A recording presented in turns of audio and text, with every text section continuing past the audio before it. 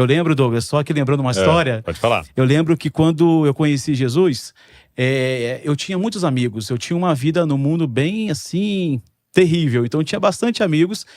E um dia eu pensei, cara, de que forma os meus amigos eles vão vir aqui, aonde que eu morava, e de que forma eu vou compartilhar com eles isso? E eu pensei, se eu falar que vou fazer um culto, eles não vêm. Se eu falar que vou fazer alguma coisa... Então, cara, eu armei uma festa, né, para um churrasco. Eu falei, gente, eu vou fazer um churrasco e eu preciso contar algo que é algo bem assim, cara, confidencial.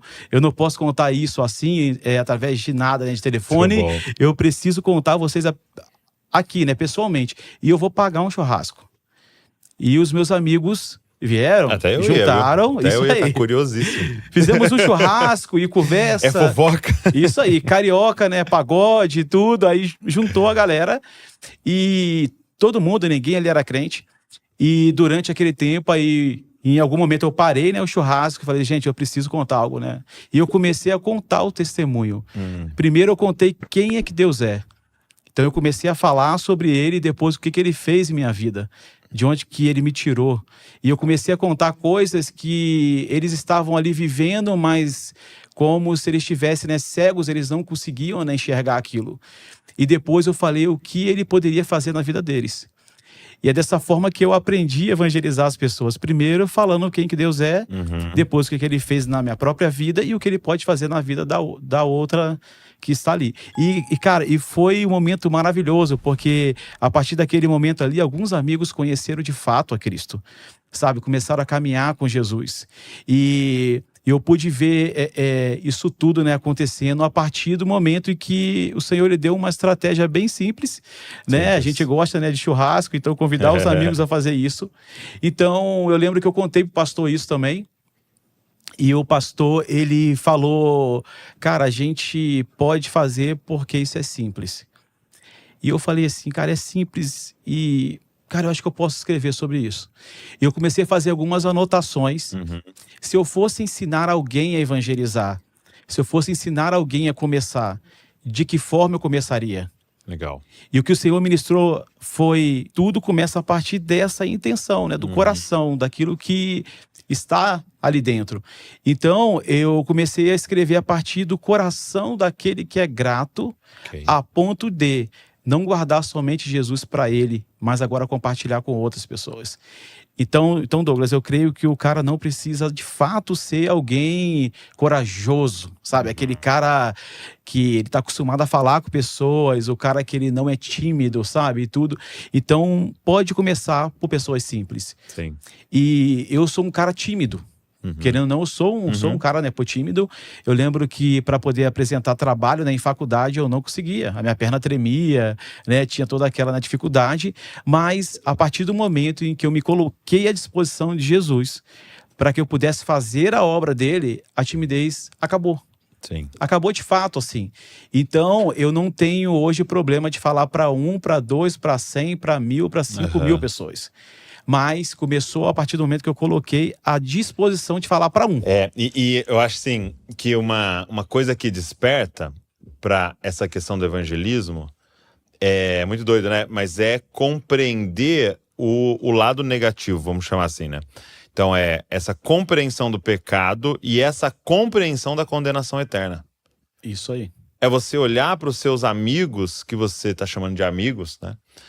E falar, cara, esses meus amigos... Se eles não conhecerem a Cristo, eles serão condenados eternamente. E aí que acaba o negócio da personalidade e timidez. Porque o exemplo que eu gosto é assim, eu tô aqui, né? Nós estamos aqui, vamos dizer que nós estivéssemos perto de uma rua, né? E de repente uma criança vai caminhando e você tá vendo que ela vai na rua e que um carro tá vindo e vai atropelar ela, então você tem questão de segundos, aí de repente você não fala nada e a criança é atropelada. Aí alguém fala, meu, você viu? Por que você não falou? Ah, eu sou tímido. Eu não grito. Eu tenho um problema de timidez. É que a minha personalidade é melancólica e eu sou introvertido. E aí, por isso que eu deixei ela morrer. Não! Se você tá vendo um carro vindo e uma criança, em todo mundo, o melancólico, o colérico, o sanguíneo, não sei quem, o tímido, o extrovertido, todo mundo vai gritar. Todo mundo vai correr. Então, eu acho que essa compreensão também que nós vamos ter, cara, as pessoas ao nosso redor vão ser condenadas eternamente. Tem um carro desgovernado vindo na direção delas e nós temos que gritar. Tem gente que não vai ouvir. Sim. Tem gente que não vai aceitar. Entendeu? Mas o nosso papel é vão, anunciem a todos que vocês puderem, né? Agora, realmente, uma das questões que fica parece que tem alguns impeditivos, né? E até, eu queria indicar para todo mundo, porque eu acredito que uma das questões é a ignorância, a gente não saber sobre evangelismo. Então, esse livro vai te ajudar de forma prática, ó, guia prático de evangelismo. Então eu vou deixar até na descrição aqui para você pedir o seu livro para a gente entregar aí na sua casa. A gente tem aqui no Dizascope, a gente vai entregar para você, tá? Quero que você continue ouvindo o papo, mas só para você saber que tá aqui na descrição do vídeo para você pedir o seu. Qual que você acha que é alguns impeditivos, assim? Você citou um, que é eu achar que outros métodos... E até uma coisa interessante que está acontecendo hoje na igreja é que a gente aprendeu... Eu estava lendo num livro do Alan Hirsch. Ele dá um nome interessante, que é... A gente aprendeu o evangelismo por atração, né? Que é... Eu faço um ambiente bem legal na igreja para atrair a cidade para a igreja. E sim, é um método, é uma forma. E tem funcionado numa certa medida. Mas a crítica dele é... Se você alcança um tipo de pessoa específico. Uhum. Tem um outro tipo de pessoa na cidade que não vai na igreja. Você pode comprar o LED, você pode ter um ministério infantil com patati patatá, você pode fazer o que você quiser. Ele não pisa numa igreja. Não vai entrar. E a pergunta é, qual é o método que alcança essas pessoas? Porque Jesus quer todos. Sim. E esse é o único método, é o vão. Não é o convite para vir. Sim. É o vão. Então, realmente, então acho que esse primeiro que você citou é interessante. Outros métodos que existem que nos fizeram pensar que a gente pode parar com o evangelismo pessoal, né? Mas qual que são outros impeditivos, assim, na sua jornada que você tem observado? Sim. Uma coisa interessante que você estava aí falando, né? Eu lembrei, eu só não quero perder o que você falou. Se a gente parar para poder pensar, evangelizar alguém resulta em algo eterno. Quando você comunica o evangelho a uma pessoa, duas coisas vai poder acontecer ali. A Bíblia diz que para aquele que crê é salvação. Para aquele quem não acredita ou crê é condenação. Então olha que algo poderoso, Douglas, que Deus confiou a gente. O ministério da reconciliação. Sim. Eu sempre falo, eu já tive experiência de ver o cego voltar a ver. Assim, é uma coisa incrível. Meu Deus. Você vê que a pessoa que nunca enxergou a vida toda e Jesus toca nos olhos dela, ela volta a ver. Cara, isso é sobrenatural. Sim.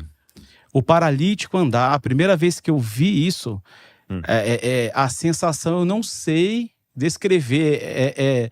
1000 vezes melhor do que eu ver meu time ganhando o campeonato nacional. Que é raro, né? Não é. É um Flamengo. Tão já é um flamenguista. Não é. Já ganhou algumas vezes. Muitas vezes.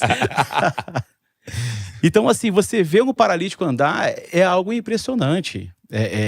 Até o cético ali, ele começa a crer. Agora, o maior milagre que pode acontecer é quando um pecador ele encontra o Salvador. Não existe milagre maior. Porque assim, um cego que voltou a ver, ele pode continuar tendo a mesma vida dele. Pode até piorar. Ele pode até começar a olhar para coisas que ele não deveria olhar. Isso aí.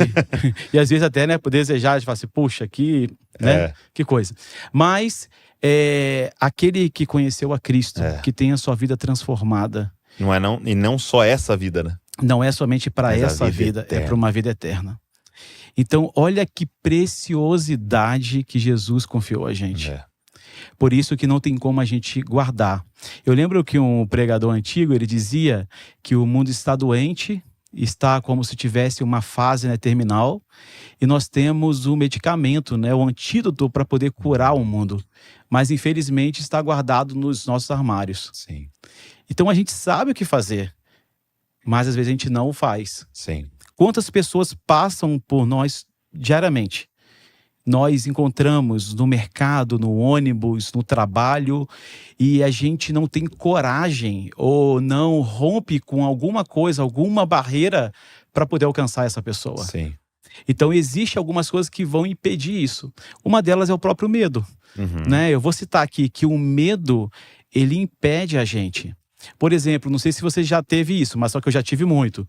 De pensar assim, será que ele vai acreditar no que eu tenho aqui a falar com ele? Sim. Ou então, será que ele vai ficar chateado? Será que ele vai me dar um com soco? certeza.